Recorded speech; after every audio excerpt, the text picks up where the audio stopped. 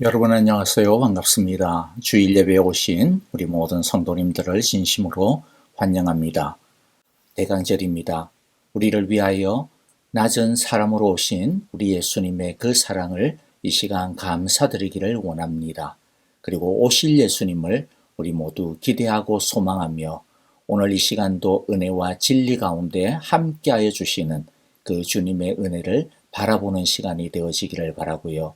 빛으로 오신 예수님을 우리 생각하시면서 이 세상의 빛과 소금의 역할을 담당하는 주님의 참된 제자로, 주님의 참된 왕같은 제사장으로 쓰임받게 하여 주소서. 오늘도 우리를 주의 은혜로 붙들어 주소서. 우리 함께 기도하며 예배하겠습니다. 다 함께 기도하겠습니다. 주의 날개 아래 거하는 것, 주의 임재 안에 거하는 것, 나의 가장 큰 소망, 나의 가장 큰 은혜, 주와 함께 동행하는 주의 날개 아래 거하는 것, 주의 임재 안에 거하는 것,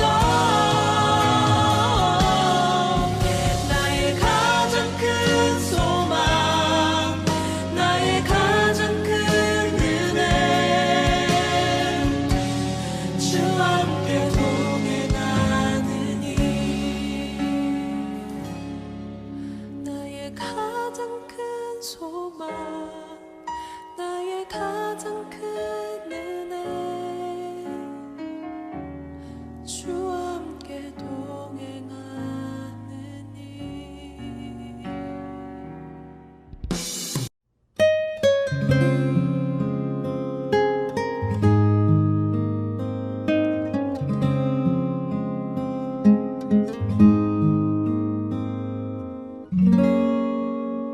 주 음성 외에는 더 기쁨 없도다. 날 사랑하신 주 늘 계시옵소서. 기쁘고 기쁘도다. 항상 기쁘도다. 나 주께 왔사오니 복 주옵소서. 그 귀한 언약을 이루어 주시고 주 명령 따를 때 늘 계시옵소서. 기쁘고 기쁘도다. 항상 기쁘도다. 나 주께 왔사오니 복 주옵소서.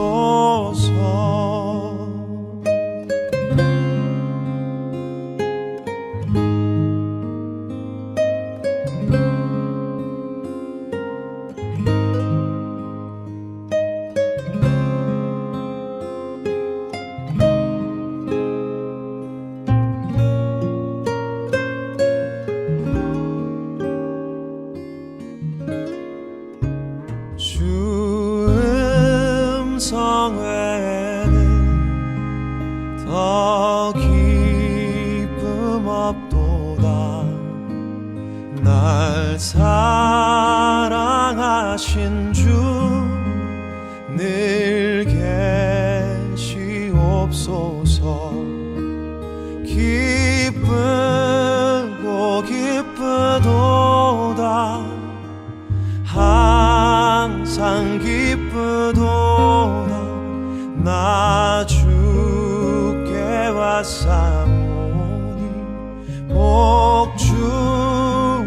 주옵소서.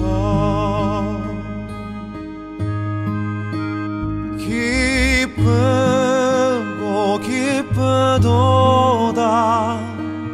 항상 기쁘도다 나 주께 왔사오니 복 주옵소서.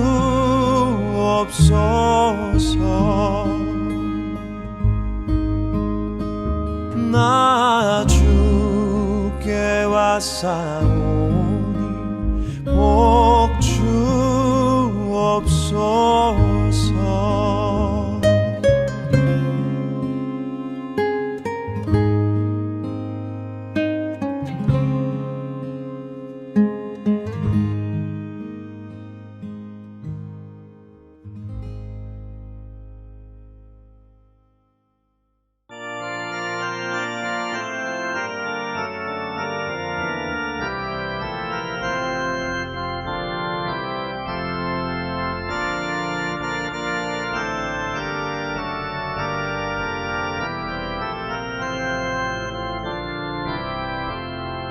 천사 찬송하기를 거룩하신 구주께 영광 돌려보내세. 구주원을 하셨네. 크고 작은 나라들 기뻐와 답하여라.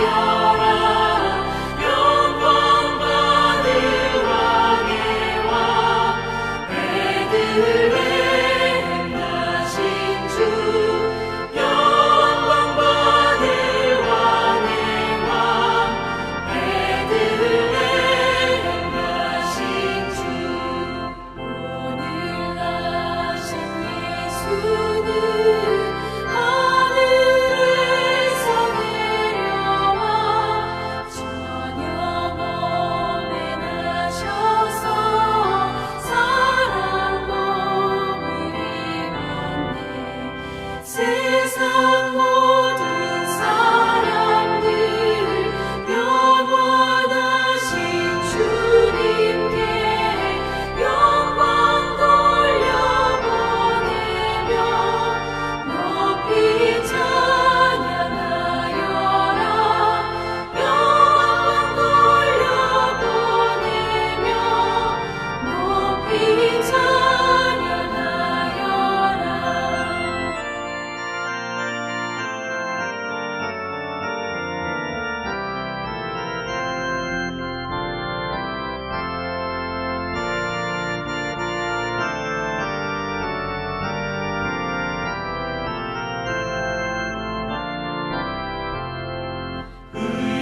의로우신 예수는 영화의 왕이시고 세상 빛이 되시며 우리 생명 되시네.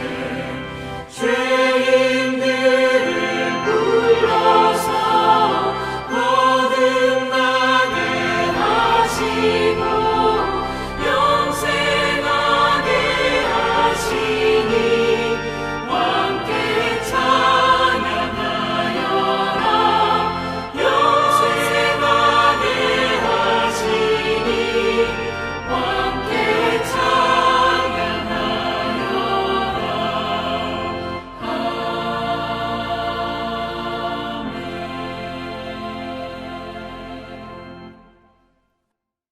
사랑과 은혜 하나님 감사합니다. 저희들을 사랑하여 주시고 우리들을 은혜 안에 있게 하여 주심을 감사드립니다.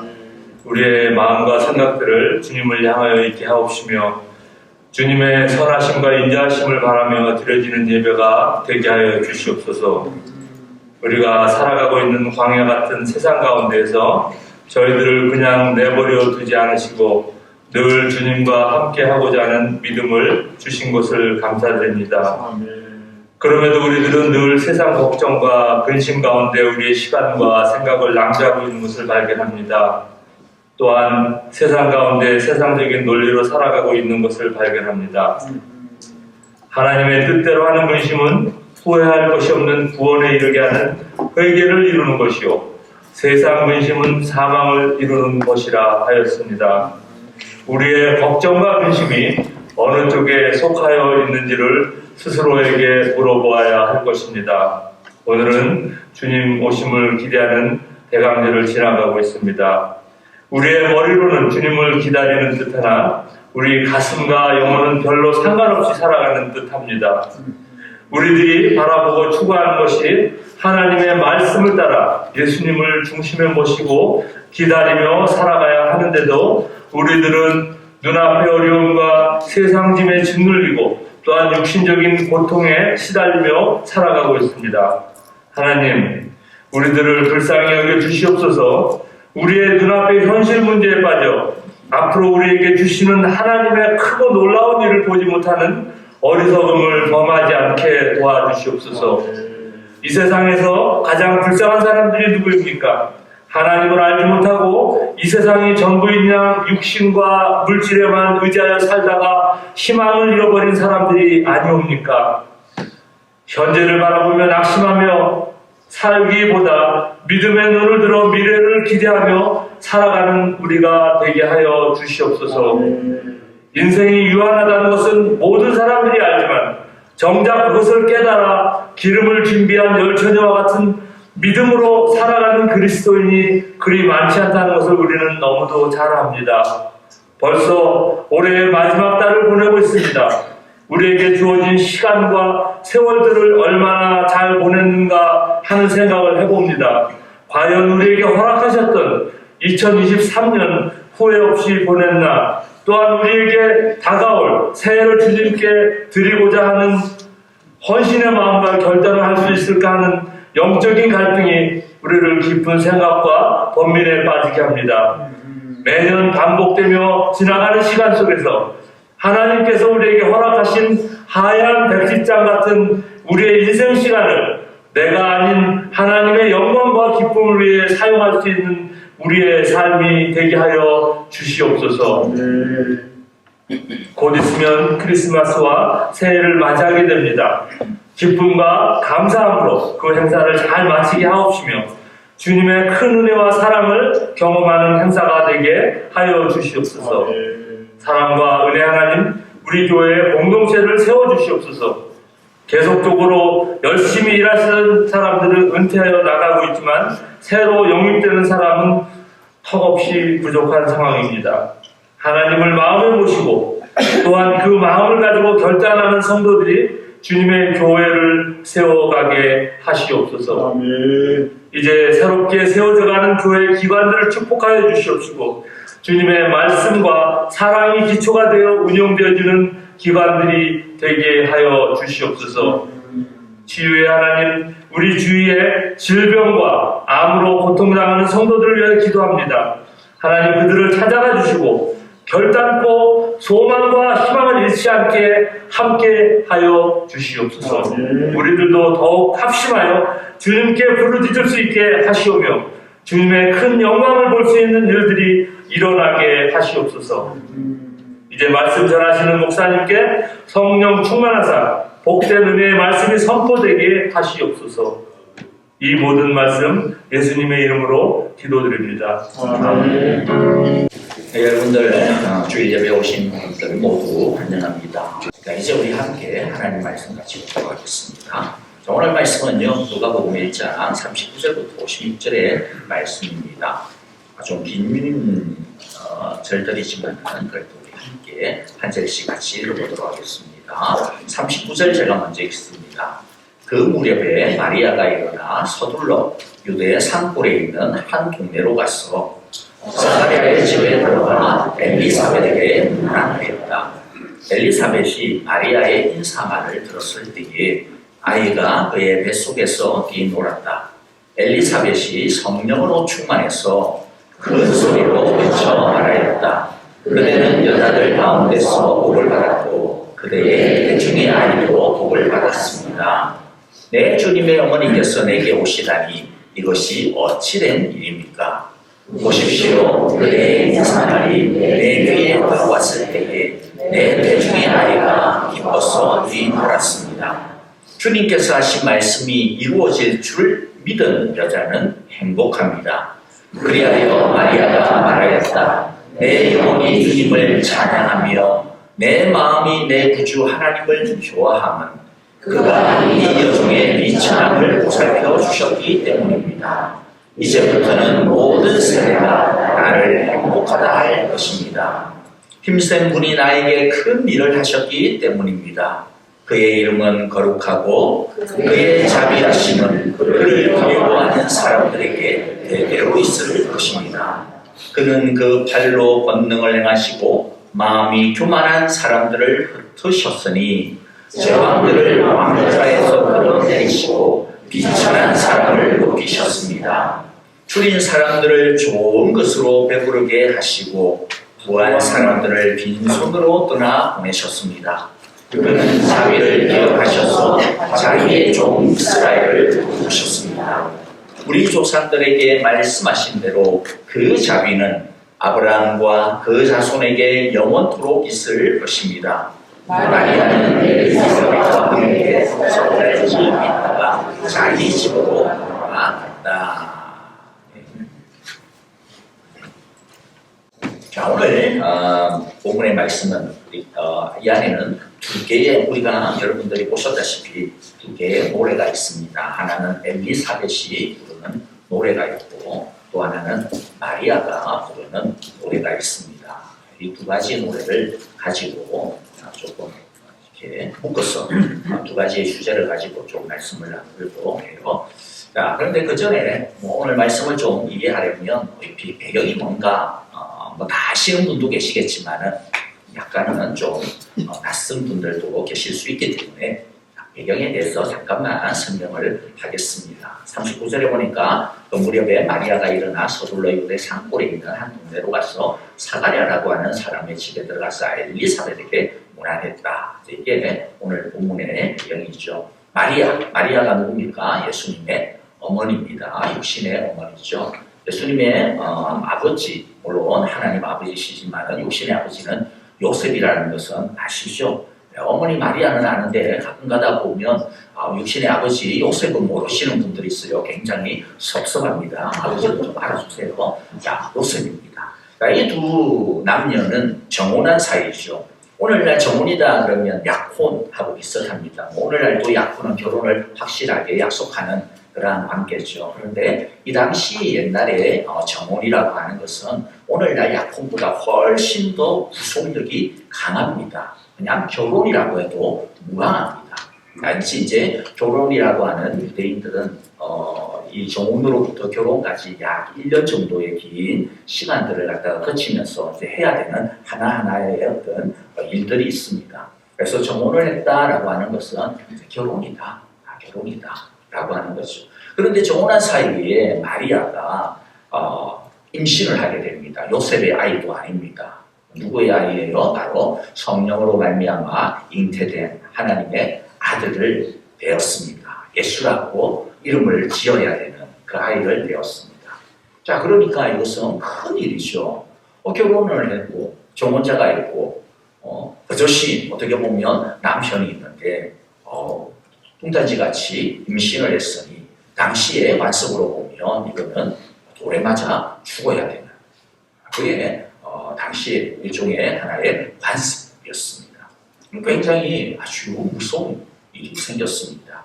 하지만 마리아는 하나님께서 자기를 통하여 하나님의 아들을 낳아야 되겠다라고 하는 것에 대하여 마리아는 당신의 계집종이오니 하나님의 뜻대로 하십시오라고 하나님께 자신을 갖다가 드립니다. 요셉도 마리아의 그러한 상황에 대해서 하나님의 천사를 통하여 들은 바가 있고 알았습니다.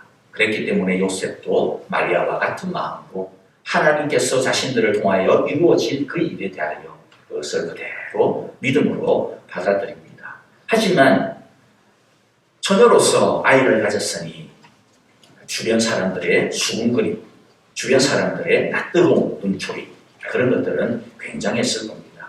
그래서 마리아는 서둘러서 39절에 보니까 유대 산골에 있는 한 동네 자기의 친척입니다. 사가랴라고 하는 사람의 집에 들어갑니다. 그 집을 방문합니다. 사가랴는 레위 지파로서 제사장이었고요. 엘리사벳이 바로 마리아의 친척이 됩니다. 엘리사벳을 문안합니다. 엘리사벳을 문안하는 것은 하나님께서 그렇게 하기를 원하셨기 때문이죠. 왜 엘리사벳에게 갔을까? 엘리사벳은 누구의 엄마냐면 세례 요한의 엄마가 됩니다. 세례 요한을 이때 낳지는 않았어요. 엘리사벳이 6개월 먼저 임신을 했고 마리아가 6개월 뒤에 예수님을 임신을 합니다. 그러니까 엘리사벳도 지금 세례 요한을 뱃속에 품고 있어요. 그래서 41절에 보니까 마리아가 와가지고 엘리사벳에게 인사를 할 때 엘리사벳의 배에 있는 아직 태어나지 아니한 이 세례 요한이 뱃속에서 막 뛰놀았습니다. 왜 뛰놀았느냐?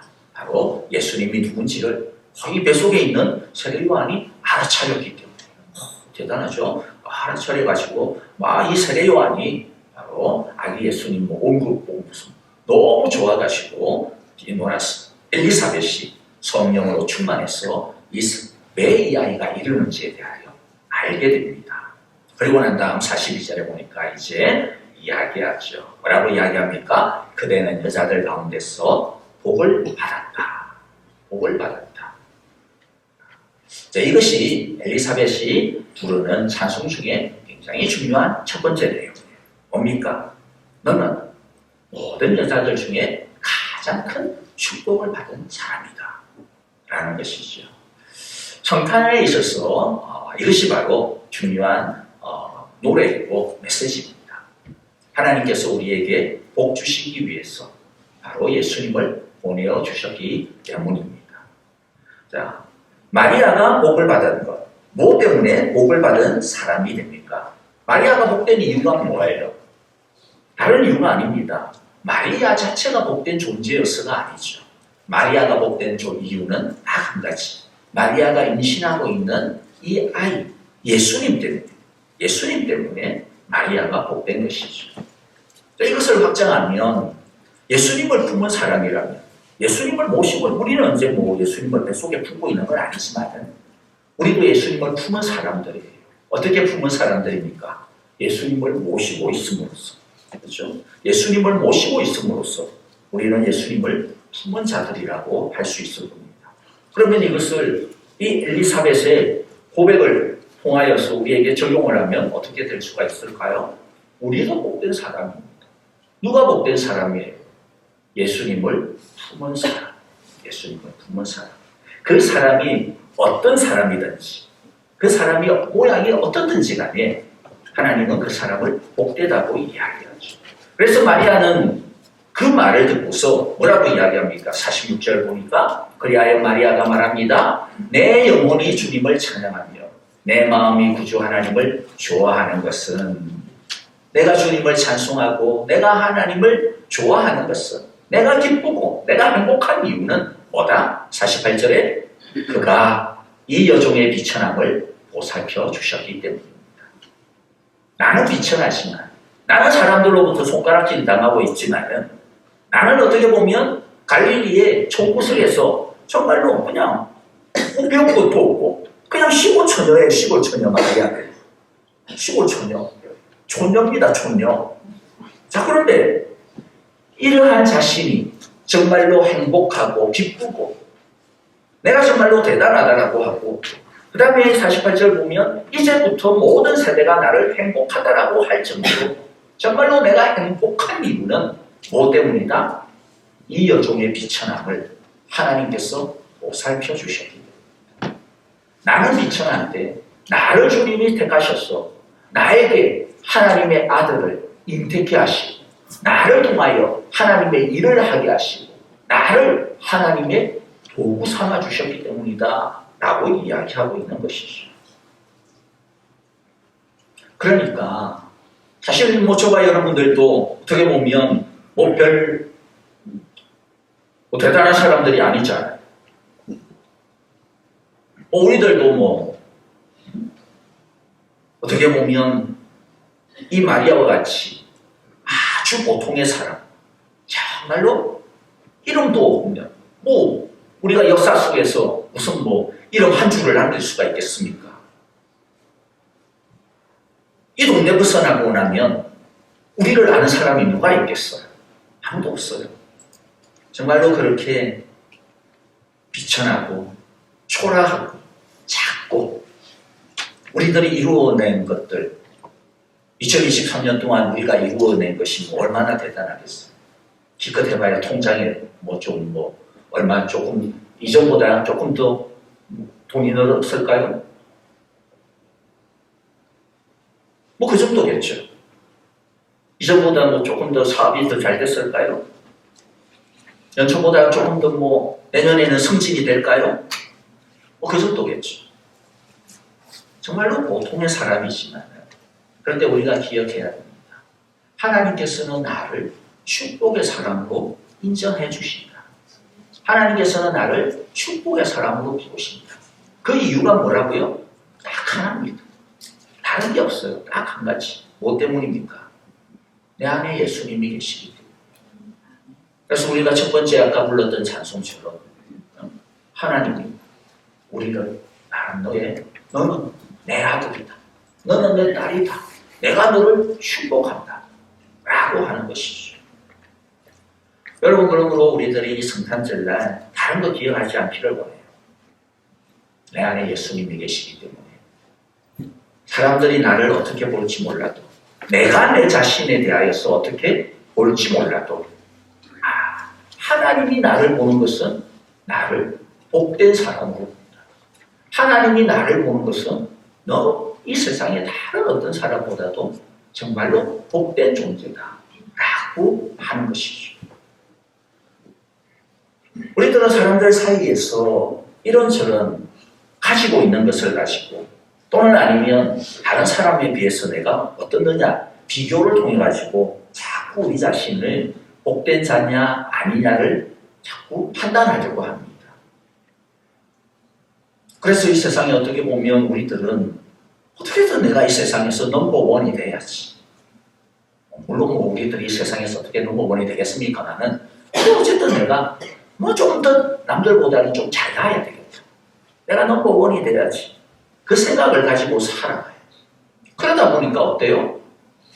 피곤하고 불행합니다. 왜냐하면 죽어서 깨어나도 넘버원이 안 되니까.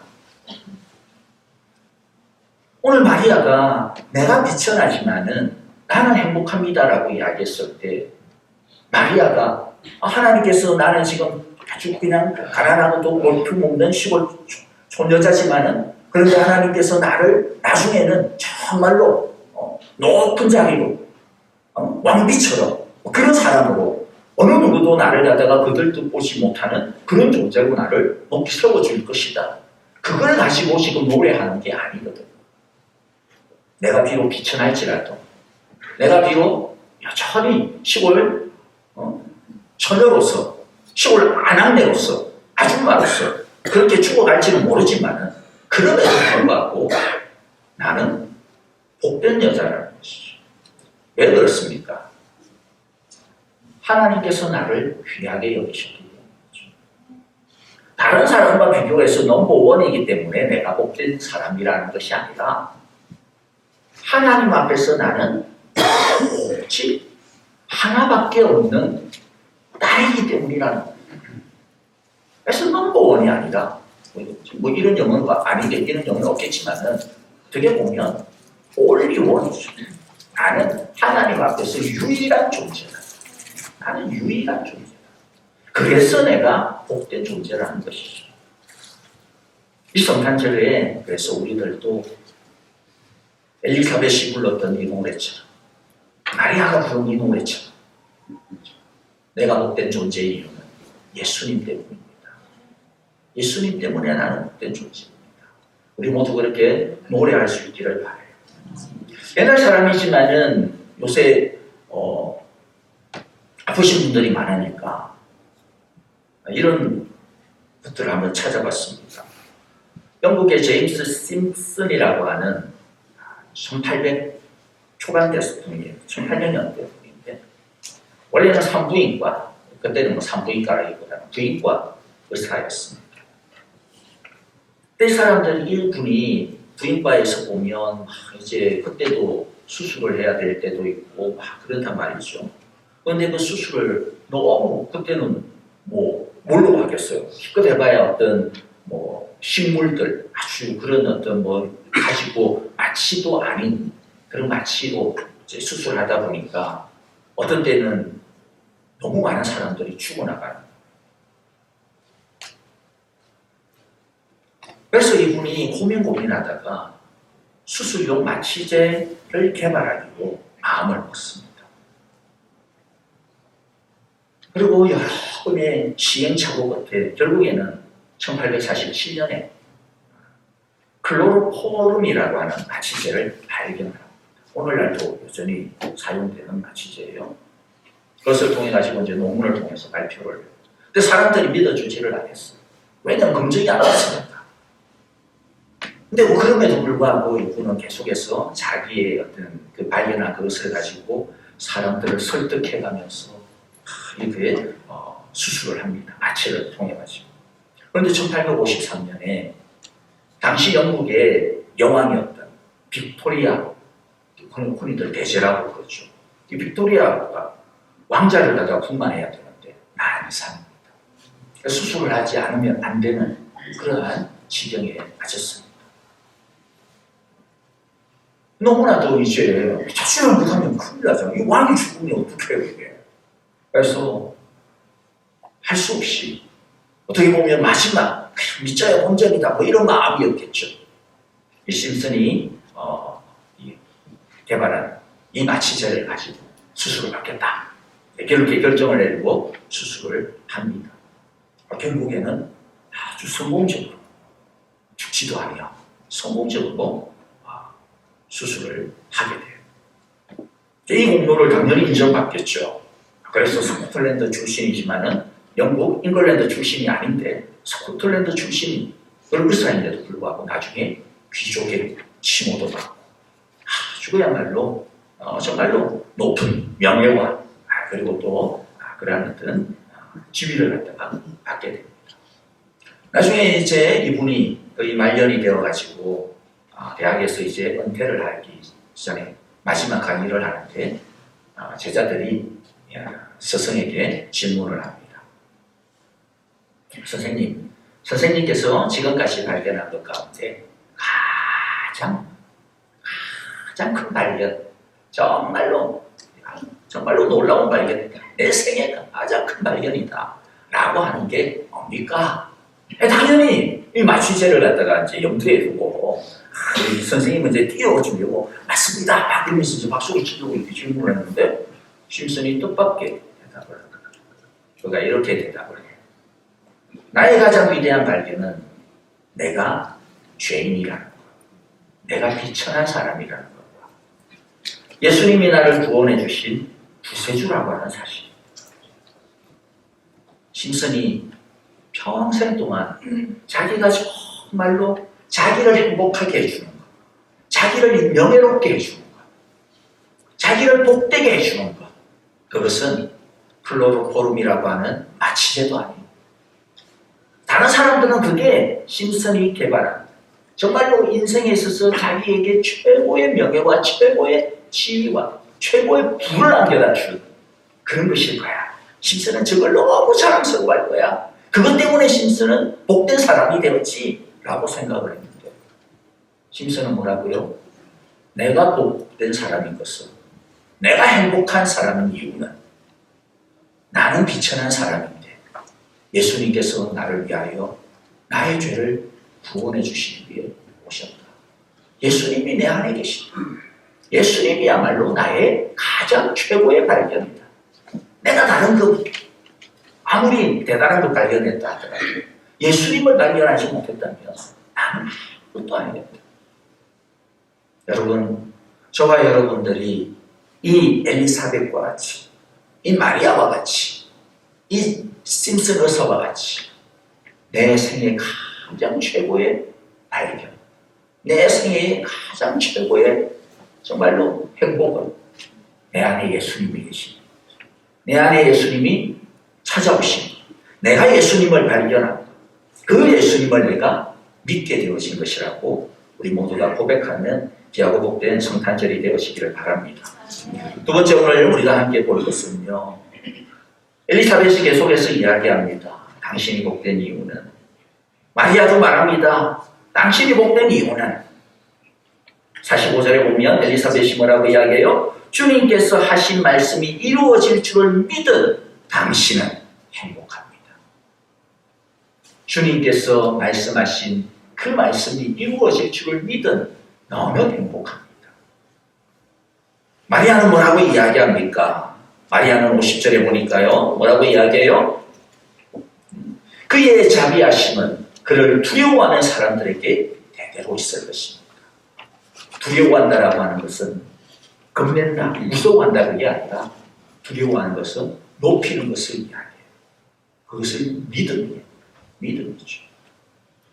마리아가 왜 복된 인생이라고 엘리사벳이 이야기합니까? 다른 게 아니라 하나님께서 너에게 말씀하신 것이 있는데, 하나님께서 내게 약속하신 것이 있는데 그것을 믿었기 때문이라는 거죠. 마리아가 말하는 것이 뭡니까? 내 하나님께서, 크신 그 하나님께서, 힘세신 분이 나를 통하여서 큰 일을 하겠다라고 하셨는데 내가 그 하나님을 두려워하고 내가 그 하나님을 내가 온전히 경외했기 때문이다 라고 하는 것이죠. 아까도 말씀드렸지만 세상의 행복의 기준은 어떻게 보면 얼마나 많이 가졌느냐죠. 얼마나 많이 이루었느냐죠. 2023년에 얼마나 내가 행복하냐라고 하는 것은 어떻게 보면 어떤 사람들은 2023년 동안 내가 계획하고 내가 생각했던 것대로 내 인생이 이루어졌냐 아니냐, 아마 그런 것이 아닐까 싶습니다. 그러나 하나님은 어떤 사람이 행복한 사람이라고 이야기합니까? 엘리사벳의 입을 빌어서 우리에게 뭐라고 이야기해요? 하나님의 말씀을 믿은 사람이다. 이루어질 줄을 알고 믿은 사람. 네, 여러분들 믿음이라고 하는 게 뭡니까? 믿음이라고 하는 거. 사실 여기서 마리아의 믿음은 뭘까요? 어떤 사람들은 믿음 이러면 그래, 나한테 아주 좋은 일들, 이 세상 사람들이 알지 못하는 정말로 크고 놀라운 어떤 하나님께서 주시는 대단하게 이루어주는 그런 것들일까요? 근데 사실 마리아의 믿음은 뭐예요? 마리아의 믿음은요, 어떻게 보면 자기 목숨을 내놓는 믿음이었어요. 아까 이야기했죠. 정혼한 처녀가 정체불명의 아이를 가졌다. 그건 돌 맞아 죽는 일이라니까요. 마리아는 뭐 했어? 어떤 믿음이에요? 하나님, 나는 계집종이오니까 하나님 당신의 뜻대로 하세요. 이게 믿음이거든요. 그럼 그 믿음은 뭐예요? 내가 죽든 말든 하나님, 내가 하나님의 말씀대로, 하나님의 뜻대로, 하나님이 하시는 대로 나를 내어드리겠습니다. 하나님, 나를 마음대로 하세요. 이게 믿음이죠.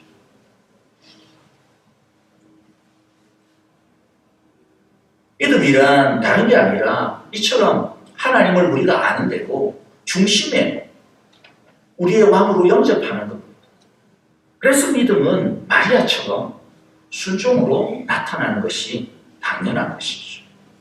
하나님의 말씀을 온전히 믿고 하나님의 말씀에 온전히 순종하는 이 믿음, 그게 앞으로 내 인생이 어떻게 되어질지 몰라요. 마리아는 압니까? 모릅니다. 어떤 일이 벌어질지. 덜컥 이 약속의 말씀을 받아들여가지고 내가 요셉이 나를 갖다가 쫓아낼지 아닐지 아무것도 몰라요. 믿음은 그런데 모든 것들이 백지장과 같은 모든 것들이 깜깜한 그 상황에서도 단 하나, 그냥 하나님의 말씀, 그 하나만 붙들고 하나님만 붙드는 것이죠. 이게 믿음이죠. 마리아가 복된 이유는 다른 게 아닙니다. 이 믿음을 통해 가지고 비천한 사람에게서, 비천한 자에게서 자기가 존귀한 귀분이 되었기 때문에 복된 여인이 된 것이 아니라는 것이죠. 비록 적고 비록 부족하지만 근데 하나님께서 나를 통하여 뭔가 하실 일이 있대. 그게 뭔지는 모르겠어. 근데 뭔가 하실 일이 있대. 그것을 그냥 억셉트하는 것이죠. 거기에 자기 자신의 삶을 드리는 것입니다. 옛날에 제가 아주 오래전입니다.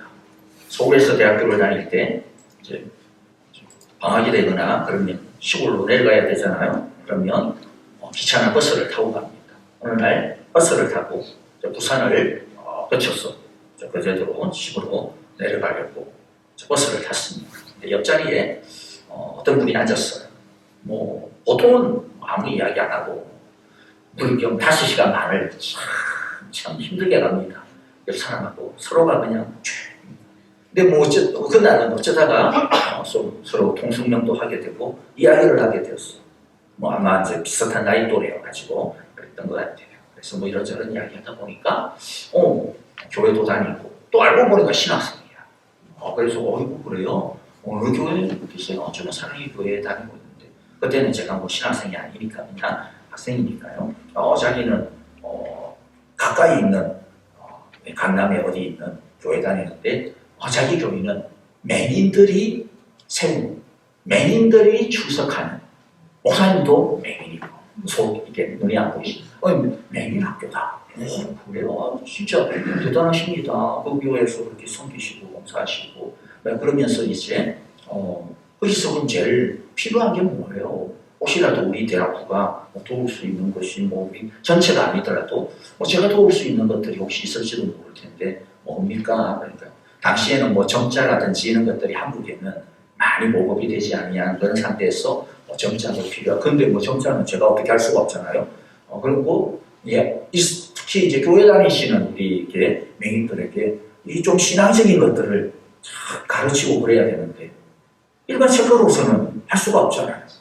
그래서 필요한 게 이렇게 어떤 신앙 서적을 녹음을 해가지고 이들이 그것을 듣고 그걸 좀 배우는 것들이 필요하다. 근데 그런 것들이 너무 턱없이 부족하다.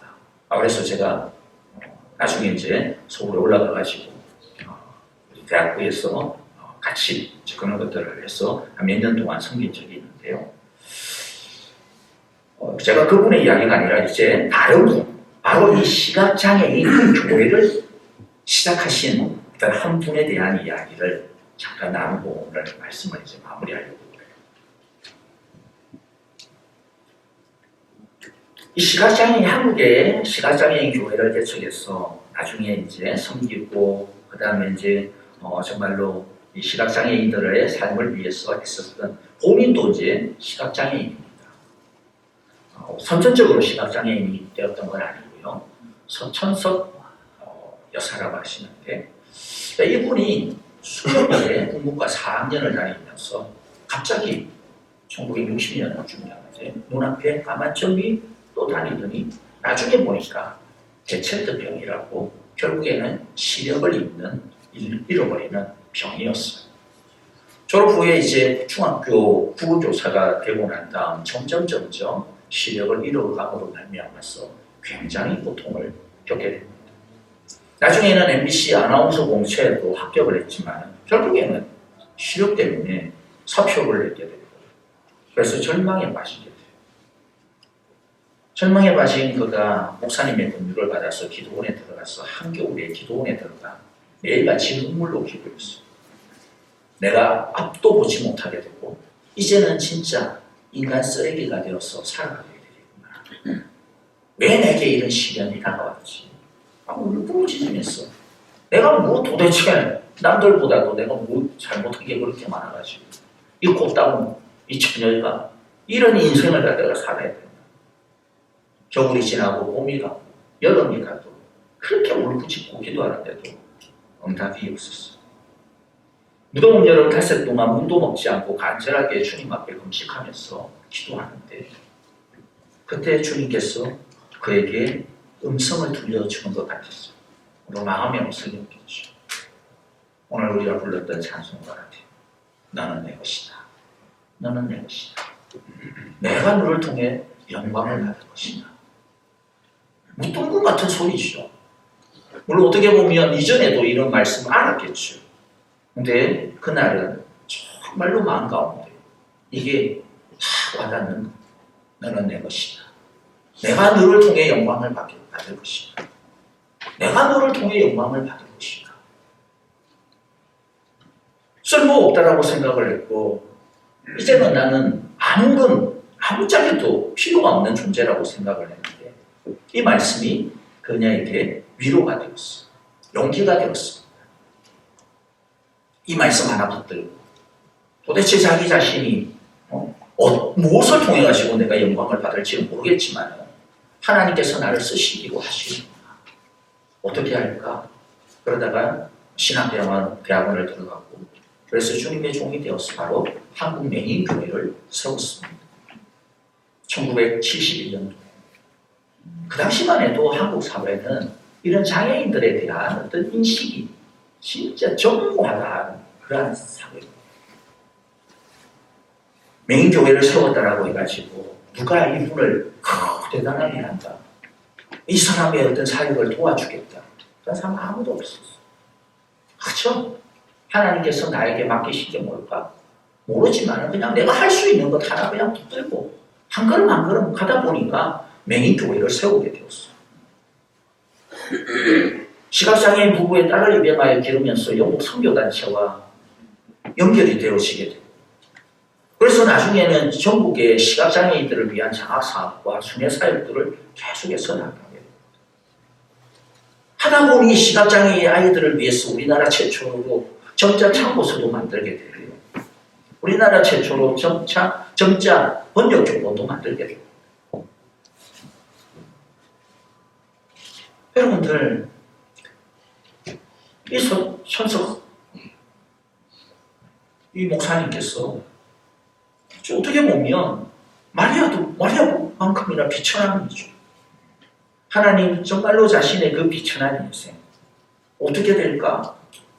그 길을 알지 못하는 그런 가운데서 딱 하나의 말씀이 붙들었습니다. 내가 너를 통하여서 영광받다. 여러분, 아까도 말씀드렸지만은 우리들은 하나님께서 나를 통하여 영광받기를 원합니다 라고 하면 우리는 너무나도 그렇죠? 너무 세속적이에요. 어떻게 하면 다른 사람보다 많이, 어떻게 하면 지금보다도 더 많이, 다른 사람보다도 많이가 아니면 적어도 지금보다는 더 많이, 다른 사람보다는 좀 더 높은 자리에 좀 우러러 볼 수 있는 그런 자리에. 그런데 진짜 하나님께서 우리를 통하여서 영광받고 이 비천함에서 벗어나게 하는 것은 다른 게 아니죠. 뭡니까? 그냥 나의 있는 그 자리에서 정말로 하나님께서 나를 통하여 마음껏 쓰시도록 주님께 드리는 겁니다. 그게 영광 받는 거예요. 아까도 말씀드렸듯이 넘버원이 아니라 다른 사람과의 비교가 아니라 하나님은 나를 유일한 당신의 작품으로 나를 만드셨지. 당신의 유일한 작품으로 만드셨지. 나는 하나님 앞에서 올리원이야. 나는 하나님의 정말로 유일한 사랑을 받고 있는 존재야. 라고 하는 그 마음, 그것이 진짜 하나님의 영광을 이루어드리는 모습인 것이죠. 하나님께서 우리를 당신의 작품으로 만드셨다라고 이야기했는데 그게 에베소서 2장 10절에 나오는 말씀이에요. 하나님께서 우리를 당신의 영광스러운 영광을 위하여 선한 일을 위하여 우리를 지으셨다. 작품으로 만드셨다. 작품으로 만들었다라고 하는 이 작품이라고 하는 이 헬라어 그리스 단어가 포이에마입니다. 그게 작품이라는 뜻이에요. 포이에마. 거기에서 포엠, 시가 나가요. 하나님께서는 우리를 하나하나의 고유한 시처럼 하나하나의 고유한 조각처럼 만드신다는 거죠. 우리 모처는 사실 예술가가 아니기 때문에 시가 예술가가 아닌 입장에서 보면 그거 그냥 보다가 노을을 보면서 붉게 빛나는 녹이 뭐 이러면 그것이 아니야 이렇게 생각을 할 수 있지만은 뭐 그게 시가 아니더라고요. 보니까 시 하나 만드는데 굉장히 정말로 오랜 그야말로 인고의 시간을 거쳐서 만들어내요. 조각 작품을 하나 만드는 것도 우리가 보면 그렇죠. 우리가 뭐 대충 이거 푸푸푸푸 하면 나올 것 같지만은 그렇지 않을 겁니다. 하나님께서 우리를 작품으로 만들어 나가실 때 많은 시간들이 걸립니다. 아픔이 필요합니다. 깎여 나가고 찢겨 나가고 좀 다듬어 나가고. 그런데 하나님께서는 우리를 통하여서 내가 너를 나의 작품으로 만들 거야. 내가 너를 통하여서 영광 받을 거야 라고 하는 이 약속의 말씀을 주셨어요. 마리아에게 내가 너를 통하여서 내가 너의 배에 있는 그 아이를 통하여서 온 인류를 구원하는 이 일을 할 거야 라고 하는 약속을 주셨습니다. 우리들이 하는 것은 뭐예요? 하나님께서 나를 통하여 당신의 작품을 이루어가기로 하시구나. 나를 통하여 영광 받기를 원하시는구나. 우리가 할 일은 뭡니까? 마리아처럼 하나님을 경외하며 하나님의 말씀이 온전히 이루어질 줄을 믿고 그분께 우리 자신을 내어드리는 것이죠. 이 서천석 목사님처럼 눈이 보이지 아니하는 깜깜하고 암울하지만 그러나 하나님께서 나를 당신의 작품으로 만드시기로 약속하셨다면 계획하셨다면 그걸 위하여서 나를 구원하셨고 그걸 위하여서 예수님을 보내주셨으니까 분명히 하나님은 나를 이 세상에 둘도 없는 올리원의 보이의 말 올리원의 작품으로 빚으실 거야. 주님 나를 당신께 드립니다. 나는 비천한 종이요. 하나님 뜻대로 하십시오. 하나님의 말씀대로 하십시오. 하나님의 말씀이 이루어질 줄을 믿습니다. 이렇게 주님께 드리고 믿음으로 한 걸음 한 걸음 가다 보면 결국에는 하나님께서 우리를 통하여서 정말로 빛으로 소금으로 영광받게 되어질 줄을 믿습니다. 저와 여러분들이 오늘 이 귀한 성탄절에 엘리사벳의 노래처럼 마리아의 노래처럼 주님 주님의 나라를 위하여서 나 자신을 주님께 드리오니 나를 아름답게 빚어주십시오. 그것을 통하여서 우리에게 큰 기쁨과 큰 즐거움과 큰 행복이 넘쳐나게 하여 주옵소서. 모두 그렇게 노래하는 귀하고 복된 성탄절이 되어지기를 간절히 축복합니다. 우리 함께 기도하겠습니다. 하나님 아버지 감사합니다. 이 성탄절에 우리를 위하여서 오셨을 뿐만 아니라 지금도 우리 안에 계심으로써 정말로 우리가 이 세상에서 어떤 사람보다도 더 복된 사람 되게 하여 주시니 감사합니다. 우리가 다른 것 때문에 나는 복되구나, 나는 행복하구나, 나 기쁘구나 그렇게 말하지 않게 하시고 오직 우리 안에 있는 예수님 때문에 나는 행복하다라고 말하게 하여 주옵소서. 우리 안에 오신 예수님께서 우리를 정말로 올리원의 작품으로 하나님께서 우리를 빚으시기를 원하시오. 주님 우리가 믿음으로 주님 당신의 뜻대로 우리를 빚어주소서. 주님께 드림으로 정말로 하나님께서 우리를 통하여 영광 받아가는 귀하고 복된 삶이 되게 하여 주옵소서. 예수님 이름으로 기도하옵나이다. 아멘. 이제는 우리 주 예수 그리스도의 크신 은혜와 하나님 아버지의 귀하신 사랑하심과 성령님의 인도하시며 우리와 늘 함께하여 주시고 우리를 기뻐 받아주시며 우리를 끝까지 붙드시고 어떠한 상황 가운데서도 동행하여 주시는 신실하심이 이제 우리도 엘리사벳처럼 마리아처럼 정말로 주님께서 우리 가운데 계시니 가장 큰 복임을 알고 우리 예수님으로 인하여 누리는 행복을 찾는 사람 되어지기를 간절히 기도하는 우리 함께 모여 예배한 우리 온 성도들과 그리고 믿음으로 주님의 약속을 붙드는 것이야말로 하나님의 영광을 이루는 길임을 믿고 주님 내가 주님을 높입니다. 주님께 나를 드립니다. 주여 나를 받으소서. 믿음으로 기도하는 우리 모든 예배한 주님의 백성들 위해 그리고 하나님께서 우리를 통하여 기쁨과 영광을 누리시기를 원하는 온 가정과 모든 생업들 위해, 모든 우리의 그룹들 위해 이제로부터 영원토록 함께 계시기를 축원하옵나이다.